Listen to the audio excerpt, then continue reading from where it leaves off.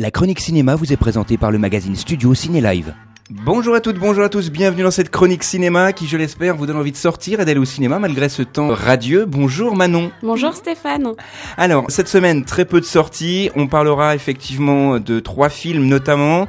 San Andreas, Maggie avec le grand retour de Arnold Schwarzenegger et également L'ombre des femmes, un film français. Mais je suppose que tu as vu le résultat du Festival de Cannes ? Oui, bien sûr. Oui. Alors effectivement, le festival de Cannes, contrairement à l'Eurovision, la France a vraiment brillé puisque la Palme d'Or a été attribuée justement donc à Jacques Audiard pour son film Diff'un qui nous raconte l'histoire politique, si on peut dire, puisque c'est l'exil réussi de Tamoul en banlieue parisienne. Le prix d'interprétation féminine, bon, on va quand même relativiser les choses puisque c'est ex aequo avec Renée Mara et également Emmanuel Berco pour la française donc et pour le film Mon Roi de Mai Wen. Et enfin, très justement donné ce prix puisque c'est le prix d'interprétation masculine pour Vincent Ladon et sa performance dans La Loi du Marché, un film de Stéphane Brisé, un film un peu dur. Il y a des passages justement en longueur où par exemple voilà, il est amené à un moment à vendre son camping-car et la visite dure un peu longtemps, mais c'est vraiment voilà pour mettre un petit peu la pression, pour vous dévoiler pas mal de choses de sa vie. C'est vraiment un film extraordinaire que je vous invite à voir. Ça s'intitule donc La Loi du Marché. On en a parlé ici à RCF. Je vous avais dit effectivement qu'on entendrait longuement parler de ce film et j'avais raison puisqu'on a eu un prix d'interprétation masculine pour Vincent Ladon. Très et mérité. Voilà, exactement. Et également, dernière Palme d'Or, c'est une Palme d'Or d'honneur pour Agnès Varda. Alors là, c'est un peu particulier ce prix puisque très peu de personnes et très peu de réalisateurs ont pu avoir cette Palme d'honneur puisque il a simplement été décerné à Woody Allen, Manuel de Oliveira, Clint Eastwood et Bernardo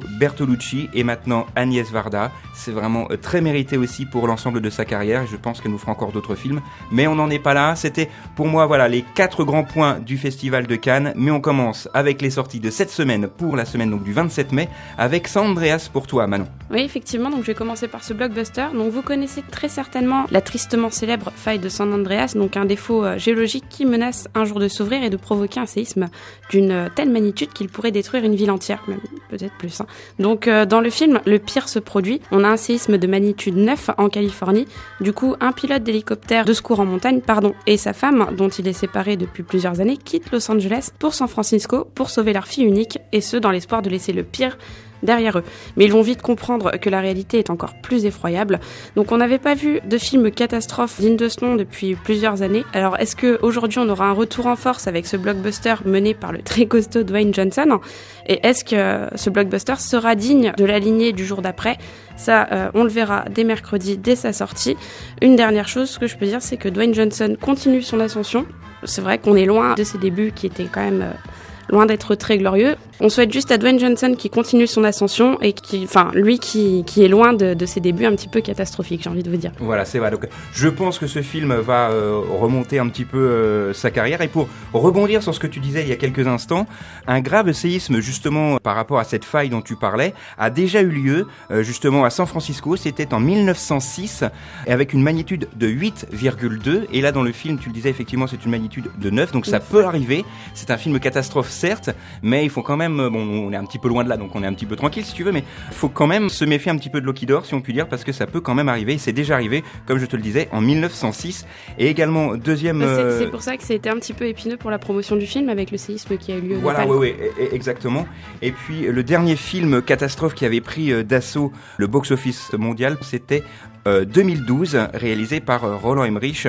Et effectivement, c'est vrai que, voilà, à mon avis, ça va un petit peu dépasser les attentes. Alors, tu as un autre film pour nous avec Maggie. Alors, je tiens quand même à préciser qu'il y a des scènes et des propos et surtout des images qui peuvent heurter la sensibilité des jeunes téléspectateurs, mais tu vas nous en dire un petit peu plus. Mais un film d'épouvante, un thriller cette fois, qui est mené par Arnold Schwarzenegger. Donc, de nouveau, on a un père qui est prêt à tout pour sauver sa fille, non pas d'un séisme cette fois, mais d'une terrible pandémie qui se propage à travers les États-Unis et qui menace de la transformer en zombie cannibale. Voilà, donc la trame est assez simple.